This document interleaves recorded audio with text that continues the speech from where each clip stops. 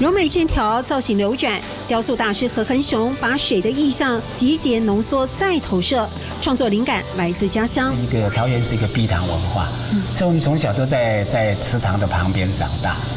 水的能量在动静间迸发，市民大道上的代表作《韵》就象征着生命脉动的自我实现。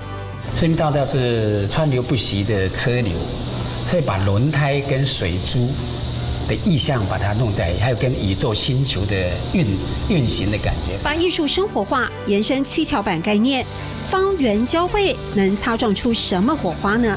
这个作品就感觉好像比较有点动态。对啊，这个是利用那种平衡的这个意念，从圆的造型，然后把它转换成这样的。可以做，可以做，可以做。真顶黑毛，真的吗？但我在摸便宜啊。老师说，当然没骗你，这是海陆四秀，我们说懂眼某偏你，对不对？我们做做看。好的。而天地间最深刻的交汇是情感，以母亲和女儿作为蓝图，命名《母亲的骄傲》。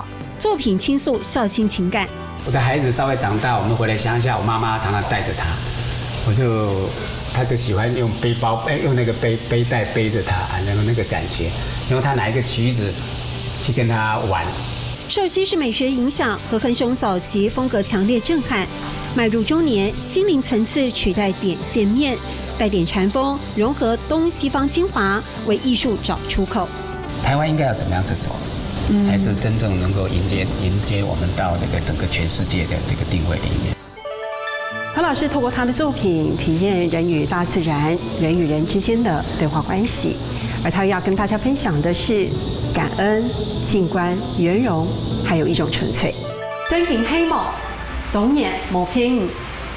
真頂希望，懂眼無偏誤。